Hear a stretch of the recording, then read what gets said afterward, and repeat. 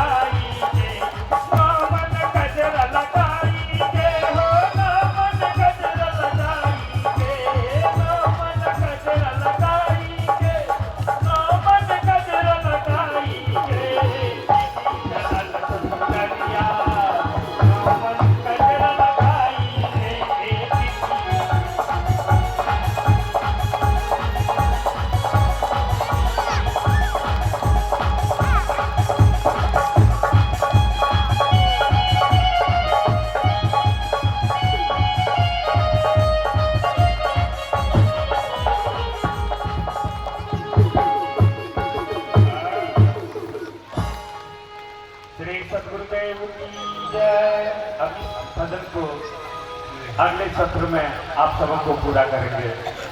बोलिए श्री राधे राधे राधे राधे।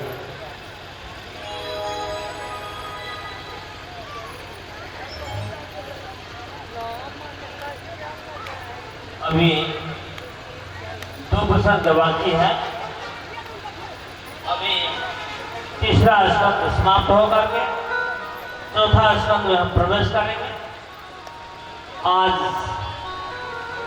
सती और 10 प्रजापति के संवाद श्रवण करके ही आप लोग जाएंगे। कल बोले थे थोड़ा और समय लगा करके लगभग 7 बज जाएगा। तो अभी यहाँ जीव की सृष्टि के विषय में बोल रहे हैं। भगवान कपिल महाराज अपनी माता देवहूति को बहुत गंभीर बहुत रहस्यमय बात बताने जा रहे हैं। कर्मणा देव नेत्रेण जलतु देहो भवते स्त्रिया प्रविष्ट उदरम पुंसोरे कल्पनाश्रया। ये हम इस संसार में आते हैं कैसे, ये सब कोई जानते हैं, लेकिन शास्त्रीय हिसाब से हम नहीं जानते। व्यवहारिक रूप से सांसारिक रूप से जानते तो हम कैसे आते हैं।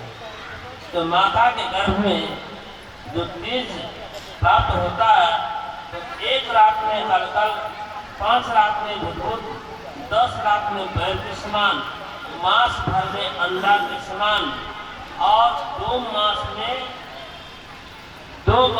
शीर और पाँव हाथ ये सब निकल जाता। तीसरा मास में रोग नख आदि सब प्रकट हो जाता। चतुर्मास में सप्त धातु से पूर्ण हो जाते हैं। 5वां मास में भूख प्यास लग जाती है। 6ठा मास में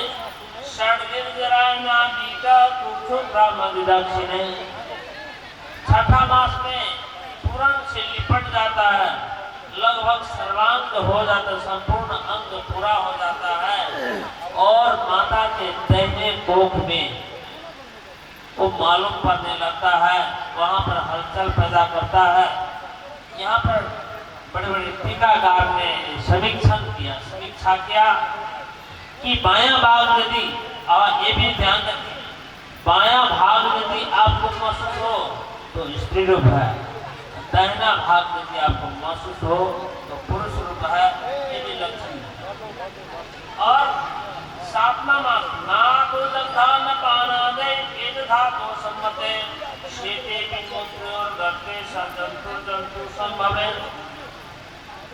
अब देखिए, हम सबको जानते हैं कि हम माता के गर्भ में, मल मूत्र के गर्भ में रहते हैं। देखिए कितना बड़ा अनुभूप है।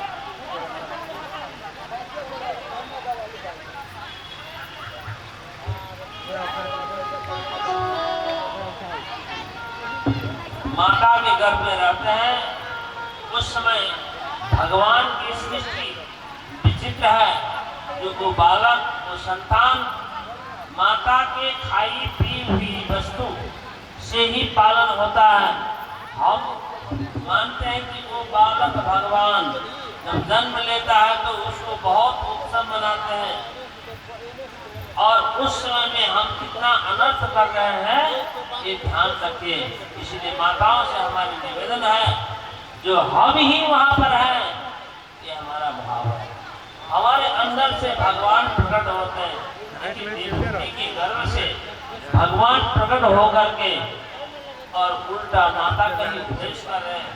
भगवान तो देवहूति भी ऐसे तपस्वी थी, कदम प्रजापति तपस्वी थे, इसीलिए ऐसे भगवान उनके अंदर प्रकट हुआ। और हम क्या करते हैं, उस समय में जो भक्ष का विचार में करते हैं, अभक्ष वस्तु को ग्रहण करते हैं, और जो हमारे अंदर में जो भगवान विराजमान हैं, उनको हम क्या खिलाते हैं, ये विचार करें। इस वक्त भागवत कथा केवल सुनना नहीं है, हम विचार करें जो उस समय में हम क्या खाते हैं, जो खाते हैं, और हमारे अंदर में भगवान विराजमान है, और उस अन्न रस से उसका परिपुष्टि होती है। और इसीलिए यहाँ का मातु दग्धान पानादे एक धातु सम्मते मातु सर्वांग वेदना। उस समय जो बहुत अनेक प्रकार की खट्टा मीठा चटड़ा आदि जो खाते हैं, उससे उनके शरीर में वेदना होती है। और आज से पिता सुरक्षो भूल सुरोधरा अकल्पा संचित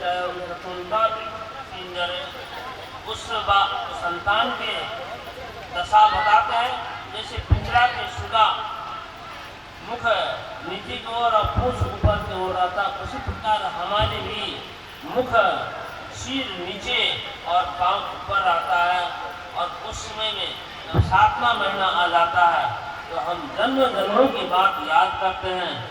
देखिए, हमको अभी एक जन्म की भी बात याद नहीं है, लेकिन गर्भ में स्थित हो बालक, वो संतान जन्मों की बात याद करता है, भगवान की लीला, और वहाँ पर जीव स्तुति करता है।